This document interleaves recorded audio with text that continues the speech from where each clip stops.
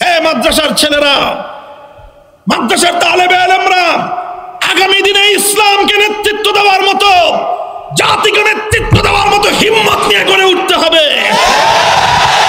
যারা তোমাদের অধিকারকে বুটের চাপায় দাবায় রাখবার চেষ্টা করে, ওদের চোখের উপর চোখ রেখে বুক ফুলিয়ে বলতে হবে, ইসলামের সঙ্গে মধ্যযুগীয় বর্বরতার কোনো সম্পর্ক না।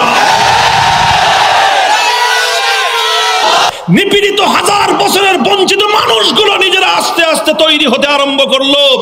ওরা ওই নিপীড়িত, নির্যাতিত, দুর্বল বিড়ালের কাছ থেকে প্রেরণা গ্রহণ করলো।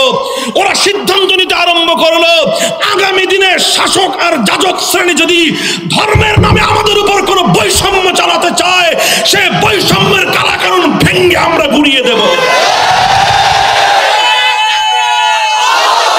কিসের জোরে তখন তারা 2005-এ বাইতুল মুকাররমের দক্ষিণ গেটে আল্লাহর কোরআন জ্বালিয়েছিল। এরা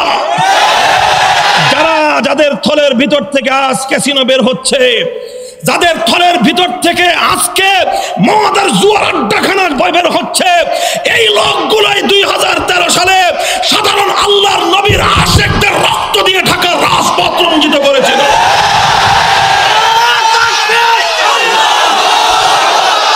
আমরা দাবি সংযুক্ত করতে চাই, শুধু মাদকের অপরাধে নয়, শুধু অশ্লীলতার অপরাধে নয়, আর শুধুমাত্র চাঁদাবাজির অপরাধে নয়, ধৃত এই সমস্ত সন্ত্রাসীদের 2013 সালের হত্যাকাণ্ডের জন্য বিচারের সম্মুখীন করতে হবে। এরপরে শুরু হলো খ্রিস্ট জগতের নতুন করে যাত্রা। সেই যাত্রা হলো, এখন আর সপ্তাহে 7 দিন তাদের ধর্ম করা লাগে না, এখন আর তাদের আইন আদালতের মধ্যে ধর্ম লাগে না, এখন আর তাদের অফিসের মধ্যে ধর্ম লাগে না, এখন আর তাদের ব্যবসা বাণিজ্যের মধ্যে ধর্ম লাগে না, তাদের বিবাহ শাদীর মধ্যে ধর্ম লাগে না, তাদের সামাজিক অনুষ্ঠানে ধর্ম লাগে না, রাষ্ট্র রাজনীতির মধ্যে তো ধর্মের প্রশ্নই আসে না। আর এই মুসলমানদের ধর্ম ইসলাম, এটা শুধু মসজিদের 4 দেয়ালে বন্দী না, এটা এতিমখানার 4 দেয়ালে বন্দী না, এটা কবরস্থানের 4 দেয়ালে বন্দী না, এটা মাদ্রাসার 4 দেয়ালে বন্দী না, বরং মুসলমানদের সমাজের সর্বত্র তাদের ধর্ম ইসলাম সগৌরবে চলে। কারণ খ্রিস্টানরা যখন 16 শতাব্দীর গোড়ার দিকে তাদের ধর্মকে নিয়ে গির্জার মধ্যে বন্দী করে স্লোগান তুলেছিল, গির্জাকে দাও ধর্মের অধিকার, রাষ্ট্রকে দাও রাষ্ট্রের অধিকার, তখনও ইসলামী সাম্রাজ্যের মধ্যে বিশাল 2 সাম্রাজ্য, সালতানাতে ওসমানীয় অর্ধেকটা পৃথিবীতে আল্লাহর কোরআনের শাসনের দ্বারা মানুষকে তার অধিকার বুঝিয়ে দেয়। যখন এই খ্রিস্টানদের অন্তরের মধ্যে হিংসার আগুন জ্বলে উঠলো, ওরা দেখলো আমাদের ছেলে আমাদের ধর্ম তো গির্জার মধ্যে বন্দী, হাঁটতে পারে না, ল্যাংড়া লুলা, ওটা গির্জার বাইরে কোথাও চলে না। আর সতীনের ধর্ম ইসলাম, এটা তো মসজিদের মধ্যে বন্দী না, এটা মসজিদে যেমন চলে, এটা ব্যবসা বাণিজ্য তেমন চলে, এটা মাদ্রাসায় যেমন চলে, এটা ব্যাংকিং এও তেমন চলে, এটা কবরস্থানে যেমন চলে, এটা বঙ্গভবনের সংসদ ভবনেও তেমন চলে। যদি মুসলিম জাতির ভিতর থেকে গাদ্দাররা তৈরি না হতো, আজ মুসলমানদের সালতানাতে ওসমানিয়া ধ্বংস হতো না। মুসলমানদের মধ্য থেকে মীর জাফররা যদি তৈরি না হতো, তাহলে মুসলমানদের ইসলামী শাসন ব্যবস্থা ধ্বংস হতো না। মুসলমানদের মধ্য থেকে কামাল আতাতুর্ক আর মির্জা গোলাম আহমদ কাদিয়ানি দালাল গোষ্ঠী যদি তৈরি না হতো, আজও দুনিয়াতে ইসলাম মাথা উঁচু করেই থাকতো। অনেক কথা উঠবে, আমি সকলকে চ্যালেঞ্জ করে বলবো, এই যে বক্তব্য রেকর্ড হচ্ছে, কিছু বক্তব্য আমরা রেকর্ড রাখি প্রমাণ হিসেবে। কথা বলেন, আমাদের সাথে আসেন, আমরা প্রমাণ করে দেখায় দেব মির্জা গোলাম আহমদ কাদিয়ানি ইহুদিদের কেনা গোলাম ছিল। আমরা প্রমাণ করে দেখায় দেব মীর জাফর তার মাথা বিক্রি করেছিল। এবং আমরা এটাও প্রমাণ করে দিব, আজ যারা ইসলাম থেকে মুসলমানদের প্র্যাকটিক্যাল জীবনকে বিচ্ছিন্ন করতে চায়, ওরা সবগুলো মীর জাফর আর গোলাম আহমদদের পোষ্যপুত্র। কারা কারা ইহুদি আর খ্রিস্টানদের দালালি করতে প্রস্তুত, তারা তৈরি হয়ে যাও। তোমরা পয়সা নিয়ে ইহুদি খ্রিস্টানদের দালালি করো, দালালি খেয়ে দালালি করো। আর যারা ইহুদি আর খ্রিস্টানদের দালালি করতে প্রস্তুত না, তারা একটা কথা নিয়ে মাথায় পাগড়ি বাঁধো, কোমরে গামছা বাঁধো, আল্লাহর জমিনে আল্লাহর দ্বীন জিন্দা করবার জন্য জীবন দিতে হলে জীবন দিতে প্রস্তুত।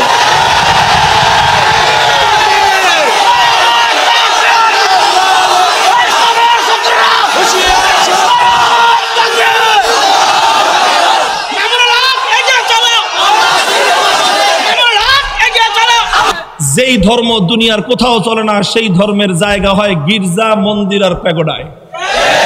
এই বেটা, আমার ধর্ম কি এরকম আসল ধর্ম নাকি? আমাদের ইসলাম ধর্ম কি এরকম ডেট এক্সপায়ার ধর্ম নাকি? আমাদের ধর্ম ইসলাম কি মেয়াদোত্তীর্ণ ধর্ম নাকি? সুতরাং আমাদের ধর্ম কেন মসজিদের মধ্যে বন্দী থাকবে? আমরা তো সেই ধর্ম অনুসরণ করি যেই ধর্মের ইমাম হিসেবে আমার নবী মসজিদের মিহরাবে দাঁড়িয়ে ইমামতি করেছিলেন, আবার রাষ্ট্রনায়ক হিসেবে খেলাফতের মসনদে বসে 12.5 লক্ষ বর্গ মাইল এলাকা শাসন করেছিলেন।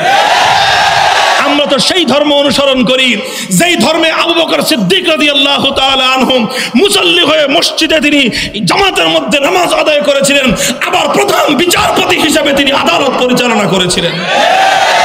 আমরা তো সেই ধর্ম অনুসরণ করি যেই ধর্মে খলিফা ওমর ফারুক রাদিয়াল্লাহু তাআলা আনহু একদিকে মদিনার মসজিদে নববীর ইমাম ছিলেন, আবার অপর দিকে তিনি রাষ্ট্রের সর্বোচ্চ সেনানায়ক ছিলেন।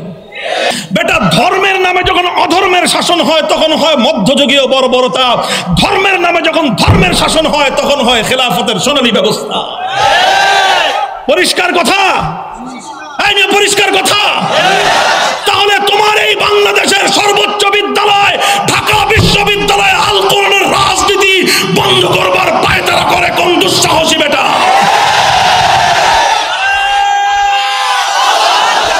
ইনশাআল্লাহ এই ইসলামকে পক্ষে আঁকড়ে ধরবা তো তোমরা।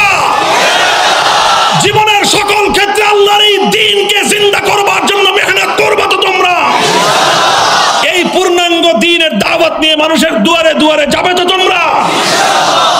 আর মুসলমানের যে সমস্ত বাচ্চারা দালালি না পেয়েও ছাগলের 3 নম্বর বাচ্চার মতো লাফাচ্ছে, ওদেরকে বুঝায় আবার নিজেদের ঘরে ফিরে আনবা তো। যারা আব্রাহাম লিঙ্কন আর কার্ল মার্কসদের থিওরি বাস্তবায়ন করার জন্য জীবন দিতে চায়, ওদেরকে বোঝাবা গাধার বাচ্চা গাধা, আব্রাহাম লিঙ্কন আর কার্ল মার্কসের জন্য জীবন দিয়ে লাভ নাই। জীবন দিবি তো নবী মুহাম্মদ আরবির দ্বীনের জন্য জীবন দে। হ্যাঁ, ইসলামের এই শাশ্বত জীবন ব্যবস্থা কিয়ামত পর্যন্ত টিকে থাকবে কি থাকবে না? দুনিয়ার হাওয়া পরিবর্তন হতে শুরু হয়ে গেছে। দুনিয়ার হাওয়া পরিবর্তন হতে শুরু হয়ে গেছে। আবার দেখো নতুন করে তুরস্ক থেকে ইনশাআল্লাহ খেলাফতের আওয়াজ আসবে। আবার দেখো সেই মালয়েশিয়া থেকে নতুন করে ইসলামের সোনালী শাসনের ঝান্ডা উঠবে।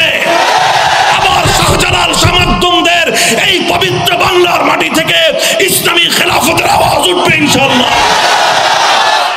আর এই ইসলাম দুর্দিনে আখেরি জামানায় ইসলামের দুর্বেদ্য দুর্গের নাম হলো কওমি মাদ্রাসা। কথা ঠিক না বেঠিক? এই কথা ইসলামের মূল স্পিরিট যতটা বলিষ্ঠভাবে, যতটা স্বকীয়তার সাথে এখনো এই পৃথিবীতে কওমি মাদ্রাসাগুলো মাথা উঁচু করে শিক্ষা দিচ্ছে, এটা আজকের 21 শতাব্দীর এক বিস্ময়। কাজে এই মাদ্রাসাগুলোকে দিনের দুর্গ হিসেবে তোমরা হেফাজত করবে তো? যার যতটুকু সাহায্য সহযোগিতার প্রয়োজন হয় করবা তো ইনশাআল্লাহ? কারা কারা করবেন হাতটা উঠান একটুখানি, একটু। আল্লাহ কবুল করেন, আল্লাহ কবুল করেন, আল্লাহ কবুল করেন।